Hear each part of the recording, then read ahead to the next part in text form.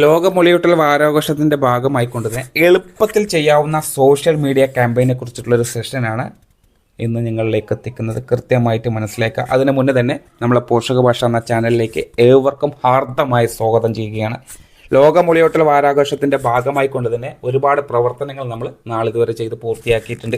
അംഗൻവാടി ടീച്ചർമാർക്ക് വളരെ എളുപ്പത്തിൽ നടപ്പിലാക്കാൻ കഴിയുന്ന പ്രവർത്തനങ്ങളാണ് നമ്മൾ നാളിതുവരെയും വിശദീകരിച്ചിട്ടുള്ളത്. അതുകൊണ്ട് തന്നെ അതേപോലെ തന്നെ പ്രവർത്തനവുമായിട്ടാണ് ഓഗസ്റ്റ് മാസം 6-ാം തീയതി 6-ാം ദിവസത്തിലെ പ്രവർത്തനമായിട്ട് നിങ്ങളിലേക്ക് എത്തിക്കുന്നത്. ഒരു സോഷ്യൽ മീഡിയ ക്യാമ്പയിനെ കുറിച്ചാണ് ഇന്ന് നമ്മൾ സംസാരിക്കുന്നത്. കൃത്യമായി അറിഞ്ഞിരിക്കുക. നമ്മൾ ദിവസവും ഗുണഭോക്താക്കൾക്ക് നൽകുന്ന നല്ല സന്ദേശങ്ങൾ അംഗനവാടിയുടെ ചുമരുകൾക്കുള്ളിൽ മാത്രം ഒതുങ്ങാതെ സമൂഹ മാധ്യമങ്ങളിലൂടെ നൂറുകണക്കിന് ആളുകളിലേക്ക് എത്തിക്കാനാണ് ഈ ക്യാമ്പയിൻ ലക്ഷ്യം വെക്കുന്നത്. അതിൽ നിങ്ങളും കൂടി പങ്കാളികളാവണം എന്നുള്ളതാണ്. അപ്പോൾ എങ്ങനെയാണ് ക്യാമ്പയിൻ ചെയ്യേണ്ടത്, അതിൽ ആരെയൊക്കെയാണ് പങ്കെടുപ്പിക്കേണ്ടത് എന്നുള്ളതൊക്കെ തന്നെ ഈ സെഷനിലൂടെ വിവരിക്കുന്നുണ്ട്. കൃത്യമായി മനസ്സിലാക്കിയെടുക്കുക. എന്തുകൊണ്ടാണ് സോഷ്യൽ മീഡിയ ക്യാമ്പയിൻ നമ്മൾ തിരഞ്ഞെടുത്തിട്ടുള്ളത് കൃത്യമായി അറിയുക. ഇന്ന് മിക്ക മാതാപിതാക്കളും വാട്സപ്പ്, ഫേസ്ബുക്ക്, ഇൻസ്റ്റാഗ്രാം, യൂട്യൂബ് തുടങ്ങി ഒരുപാട് സോഷ്യൽ മീഡിയ പ്ലാറ്റ്ഫോമുകൾ ഉപയോഗിക്കുന്നവരാണ്. അതിനാൽ തന്നെ മുലയൂട്ടലിനെ കുറിച്ചിട്ടുള്ള ശരിയായ സന്ദേശങ്ങൾ ഈ പ്ലാറ്റ്ഫോമുകളിലൂടെ എത്തിക്കുന്നത് വളരെ ഫലപ്രദമാണ് എന്നതിൻ്റെ അടിസ്ഥാനത്തിലാണ് ഇത്തരത്തിലൊരു സോഷ്യൽ മീഡിയ ക്യാമ്പയിൻ നമ്മൾ ഏറ്റെടുത്തിട്ടുള്ളത്. കൃത്യമായി മനസ്സിലാക്കുക. അപ്പോൾ ഈ ഓരോ ദിവസങ്ങളിലും നിങ്ങൾ സാധാരണ സ്റ്റാറ്റസുകൾ വെക്കുന്നുണ്ട്. അതെല്ലാം കുറച്ചുകൂടി ഉഷാറാക്കി നല്ല രീതിയിൽ കൂടുതൽ സ്റ്റാറ്റസുകൾ പങ്കുവെക്കേണ്ട സമയങ്ങളാണ്. അതുകൊണ്ട് തന്നെ ഏതൊക്കെ ഭാഗങ്ങളാണ് ശ്രദ്ധിക്കേണ്ടത്, ഏതൊക്കെ കാര്യങ്ങളാണ് സ്റ്റാറ്റസ് വെക്കേണ്ടത് എന്നുള്ളതാണ് ഇനി വിശദീകരിക്കുന്നത്. അതായത് ഒരു ചെറിയ വീഡിയോ നിങ്ങൾക്ക് കഴിയുമെങ്കിൽ തയ്യാറാക്കുക. അതായത് ലോക മുലയൂട്ടൽ വാരാഘോഷം ആചരിക്കുന്നതിൻ്റെ ലക്ഷ്യം അമ്മമാരെയും കുടുംബങ്ങളെയും മുലയൂട്ടലിൻ്റെ പ്രാധാന്യത്തെക്കുറിച്ച് ബോധവൽക്കരിക്കുകയാണ് നമ്മൾ ഉദ്ദേശിക്കുന്നത്. ആയതുകൊണ്ട് തന്നെ അതിൻ്റെ ഒരു ചെറിയൊരു വീഡിയോ തയ്യാറാക്കി നിങ്ങൾക്ക് നിങ്ങളുടെ വാട്സപ്പുകളിൽ സ്റ്റാറ്റസ് വെക്കാം. നിങ്ങളുടെ അമ്മമാരുടെ ഗ്രൂപ്പുകളിലേക്ക് ഈ കാര്യങ്ങളൊക്കെ ഷെയർ ചെയ്ത് അവരെ കൊണ്ടും ഇത്തരത്തിലുള്ള സ്റ്റാറ്റസുകൾ വെക്കാൻ സാധിക്കും എന്നുള്ളതാണ്.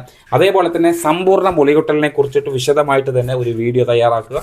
അല്ലെങ്കിൽ ഒരു പോസ്റ്ററാണ് നിങ്ങൾക്ക് തയ്യാറാക്കാൻ കഴിയുന്നതെങ്കിൽ അങ്ങനെയും ആവാം. അത് നിങ്ങൾക്ക് വാട്സപ്പ് വഴി സ്റ്റാറ്റസ് വെക്കാം, നിങ്ങളുടെ ഗ്രൂപ്പുകളിലേക്ക് ഷെയർ ചെയ്യാം. അതായത് ജനനം മുതൽ ആദ്യ 6 മാസം വരെ മുലപ്പാൽ മാത്രം നൽകുന്നതാണ് സമ്പൂർണ്ണ മുലയൂട്ടൽ എന്നുകൊണ്ട് ഉദ്ദേശിക്കുന്നത് എന്ന് തെളിയിക്കുന്ന വീഡിയോ ആണ് നിങ്ങൾ ഉണ്ടാക്കേണ്ടത്. അല്ലെങ്കിൽ ഒരു പോസ്റ്റർ തയ്യാറാക്കി പരമാവധി ഷെയർ ചെയ്യുക. അതേപോലെ ഭവന സന്ദർശനം നിങ്ങൾ ഈ പ്രവർത്തനത്തിൻ്റെ ഭാഗമായിട്ട് പൂർത്തിയാക്കിയവരുണ്ടാവും. അതിൻ്റെ ഫോട്ടോ ഒക്കെ തന്നെ സ്റ്റാറ്റസ് ആയിട്ട് വെക്കാം. അതിലൂടെ നിങ്ങൾ ലാക്ടേറ്റിംഗ് കൗൺസിലിംഗ് എന്നുള്ള രൂപത്തിൽ അവർക്ക് കാര്യങ്ങളൊക്കെ പറഞ്ഞു കൊടുത്തിട്ടുണ്ടെങ്കിൽ, അതായത് അമ്മമാർക്ക് ശരിയായ മുലയൂട്ടൽ രീതികൾ എങ്ങനെയാണ്, കുഞ്ഞിനെ ശരിയായി പിടിക്കുന്ന വിധം, സാധാരണ സംശയങ്ങൾ എന്നിവയൊക്കെ തന്നെ ലളിതമായി വിശദീകരിക്കുന്ന ഒരു വീഡിയോ നമ്മളുടെ പ്രൊജക്റ്റിനകത്ത് ഒരുപാട് ടീച്ചേഴ്സ് ചെയ്തിട്ടുണ്ട്. അത്തരത്തിലുള്ള രീതിയിലുള്ള കാര്യങ്ങളൊക്കെ ഇത് പ്രകാരം നിങ്ങൾ അതൊക്കെ കാണാവുന്നതാണ്. ഇത്തരം രൂപത്തിലുള്ള വീഡിയോസൊക്കെ നിങ്ങൾക്ക് ചെയ്തിട്ട് നിങ്ങൾക്ക് സ്റ്റാറ്റസ് ആയിട്ട് വെക്കാം. അതേപോലെ തന്നെ നിങ്ങൾക്ക് മറ്റ് ഗ്രൂപ്പുകളിലേക്കും ഷെയർ ചെയ്ത് കൊടുക്കാവുന്നതാണ്. അതേപോലെ തന്നെ വളരെ പ്രധാനപ്പെട്ടൊരു ഭാഗമാണ് അച്ഛൻ, മുത്തശ്ശൻ, മുത്തശ്ശി എന്നിവർ അടങ്ങുന്ന കുടുംബം. ആ കുടുംബത്തിൻ്റെ പിന്തുണ മുലയൂട്ടൽ വിജയത്തിന് എത്ര പ്രധാനമാണ് എന്ന് വിശദീകരിക്കുന്ന ഒരു പോസ്റ്റ് നിങ്ങൾക്ക് തയ്യാറാക്കാൻ സാധിക്കും. അതൊക്കെ തന്നെ നിങ്ങളുടെ സ്റ്റാറ്റസ് ആയിട്ട് വെക്കാനും നിങ്ങളുടെ അമ്മമാരുടെ ഗ്രൂപ്പിലും കുടുംബാംഗങ്ങളുടെ ഗ്രൂപ്പുകളിലൊക്കെ ഷെയർ ചെയ്ത് അവരെ സ്റ്റാറ്റസ് വെക്കാൻ പ്രേരിപ്പിക്കുക എന്നുള്ളതാണ് ഇതിൻ്റെ ഭാഗമായിട്ട് വരുന്നത്. അതേപോലെ തന്നെ ചോദ്യോത്തരങ്ങൾ. ഇത് ഒരുപാട് പേർക്ക് സംശയങ്ങൾ ഉണ്ടാകുന്ന കേസ്. ഗുണഭോക്താക്കൾ പതിവായി ചോദിക്കുന്ന അല്ലെങ്കിൽ ആവർത്തിച്ച് ചോദിക്കുന്ന ചോദ്യങ്ങളുണ്ട് ഈ ബ്രസ്റ്റ് ഫീഡിങ്ങുമായി ബന്ധപ്പെട്ടുകൊണ്ട്. അതിൻ്റെ എല്ലാം തന്നെ ചോദ്യങ്ങളും അതിനുള്ള മറുപടിയും തയ്യാറാക്കുന്ന ഒരു വീഡിയോ നിങ്ങൾക്ക് ചെയ്യാവുന്നതാണ്. അത്തരത്തിലുള്ള വീഡിയോ നിങ്ങൾക്ക് നിങ്ങളുടെ സ്റ്റാറ്റസ് ഇട്ട് അതിനുശേഷം ഒരുപാട് ഗുണഭോക്താക്കളിലേക്ക് ഷെയർ ചെയ്യുക. അതൊക്കെ അവർക്ക് ഉപകാരപ്പെടും. അതിൽ തന്നെ മുലപ്പാൽ കുറവാണെങ്കിൽ എന്ത് ചെയ്യണം, വെള്ളം എപ്പോൾ നൽകണം, ജോലി ചെയ്യുന്ന അമ്മമാർ എങ്ങനെ മുലയൂട്ടൽ തുടരണം എന്നുള്ള കാര്യങ്ങളൊക്കെ തന്നെ വിശദീകരിച്ചൊരു വീഡിയോ ഒരു ചെറിയൊരു ക്ലിപ്പായിട്ട് നിങ്ങൾക്ക് അയച്ചു കൊടുക്കാവുന്നതാണ്. അതേപോലെ തന്നെ സമാപന ദിവസം, അതായത് മുലയൂട്ടൽ വാരാചരണത്തിൻ്റെ ഭാഗമായി ഓഗസ്റ്റ് 7-ന് നിങ്ങൾക്ക് കൃത്യമായിട്ട് ഇത്തരത്തിലുള്ള സ്റ്റാറ്റസുകൾ വെക്കാൻ സാധിക്കും. ലോക മുലയൂട്ടൽ വാരാഘോഷത്തിൽ പങ്കെടുത്ത എല്ലാവർക്കും നന്ദി അറിയിച്ചൊരു വീഡിയോ നമ്മുടെ ടീച്ചർ തയ്യാറാക്കുക. അത് തന്നെ നിങ്ങൾ എല്ലാ ഗ്രൂപ്പുകളിലേക്കും ഷെയർ ചെയ്ത് കൊടുക്കുക. മുലയൂട്ടൽ കുഞ്ഞിൻ്റെ അവകാശമാണ്. സമ്പൂർണ്ണ മുലയൂട്ടലിനെ നമുക്ക് ഒരുമിച്ച് പിന്തുണയ്ക്കാം എന്നായിരിക്കണം ആ വീഡിയോയിലുടനീളം നിങ്ങൾ സംസാരിക്കേണ്ടത്. ആ കാര്യങ്ങൾ അത്രമാത്രം മതി. ആ ചെറിയൊരു ക്ലിപ്പ് നിങ്ങൾ സാധാരണ സംസാരിക്കുന്ന പോലെ ഒരു വീഡിയോ എടുത്തിട്ട് നിങ്ങളുടെ സ്റ്റാറ്റസുകളിൽ വെക്കാം, നിങ്ങളുടെ ഗ്രൂപ്പുകളിലേക്ക് അയക്കുക. ഇതിലൊന്നും യാതൊരു മടിയും വേണ്ട. കാരണം നമ്മൾ ജോലിയുടെ ഭാഗമാണ് ഇത്തരത്തിലുള്ള എല്ലാ പ്രചാരണ രീതികളും. അത് പോഷണമായിക്കോട്ടെ, പോഷൺ പക്കോട ആയിക്കോട്ടെ, സ്വച്ഛതാ പക്കോട ആയിക്കോട്ടെ, മുലയൂട്ടൽ വാരാചരണം ആയിക്കോട്ടെ, എന്ത് തന്നെയാണെങ്കിലും അങ്കണവാടികളിലൂടെയാണ് ഇത് സമൂഹത്തിലേക്കൊക്കെ തന്നെ വ്യാപകമായി പ്രചരണം നടക്കുന്നത്. അതിന് പല വഴികൾ നമുക്ക് തേടേണ്ടതുണ്ട്. അതിലൊരു ഭാഗമാണ് ഇന്ന് സോഷ്യൽ മീഡിയ വഴിയുള്ള പ്രചാരണ രീതി. അത് പരമാവധി ഏറ്റെടുത്തുകൊണ്ട് ഒരുപാട് ഗുണഭോക്താക്കളുടെ ജനപങ്കാളിത്തം ഉറപ്പാക്കി ഇതിൻ്റെ അറിവുകൾ എല്ലാ ഭാഗങ്ങളിലേക്ക് എത്തിക്കാൻ നിങ്ങൾ പ്രത്യേകം ശ്രദ്ധിക്കുക എന്നുള്ളതാണ്. ഇനി സോഷ്യൽ മീഡിയയിൽ പോസ്റ്റ് ചെയ്യുമ്പോൾ ശ്രദ്ധിക്കേണ്ട കുറച്ച് കാര്യങ്ങൾ കൂടി നിങ്ങൾക്ക് പറഞ്ഞു തരാം. കൃത്യമായി അറിഞ്ഞിരിക്കുക.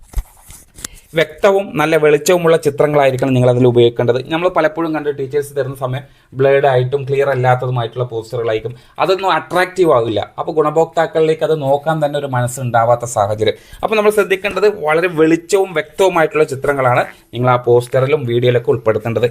മലയാളത്തിൽ ലളിതമായ ഭാഷ മാത്രം ഉപയോഗിച്ചാൽ മതി. ഒരേ നിറവും ശൈലിയും പിന്തുടരുക. അതായത് ഒരു അട്രാക്റ്റീവ് ആയിട്ടുള്ള ഒരു തീം എന്ന് പറയുമ്പോൾ അത് എല്ലാ പോസ്റ്ററുകളും ഒരേ രീതിയിലേക്ക് കൊണ്ടുവരുമ്പോഴാണ് നമ്മൾ ടീച്ചർ അയച്ചിട്ടുള്ള പോസ്റ്ററാണ് എന്നുള്ളത് മനസ്സിലാക്കാൻ കഴിയുള്ളൂ. എല്ലാ പോസ്റ്റുകളിലും അനുയോജ്യമായിട്ടുള്ള തലക്കെട്ടുകൾ കൊടുക്കുക. വിശദീകരിച്ച് അങ്ങനെ വ്യാപകമായിട്ട് വലിച്ചെഴുതേണ്ട കാര്യമില്ല. ഒരു ചുരുങ്ങിയൊരു തലക്കെട്ട്, അതിൽ തന്നെ എല്ലാ കാര്യങ്ങളും ഉൾപ്പെടുത്തുന്ന രീതിയിലായിരിക്കണം. ഗുണഭോക്താക്കളുടെ സ്വകാര്യത സംരക്ഷിക്കുക. അനുമതിയില്ലാതെ ചിത്രങ്ങളോ വിവരങ്ങളോ ഒരിക്കലും തന്നെ പങ്കിടരുത് എന്നുള്ളത് കൂടി മനസ്സിലാക്കുക. തെറ്റായ ആരോഗ്യ വിവരങ്ങൾ ഒരിക്കലും പ്രചരിപ്പിക്കരുത്. ഇത്തരം കാര്യങ്ങളൊക്കെയാണ് നമ്മൾ ഒരു സോഷ്യൽ മീഡിയ വഴി പോസ്റ്റ് ചെയ്യുമ്പോൾ പ്രധാനപ്പെട്ട കാര്യങ്ങൾ ശ്രദ്ധിക്കേണ്ടത്. ഒരു മൊബൈൽ ഫോൺ മാത്രം ഉപയോഗിച്ച് പോലും മികച്ച ആരോഗ്യ ബോധവൽക്കരണം നടത്താൻ നമുക്ക് കഴിയും.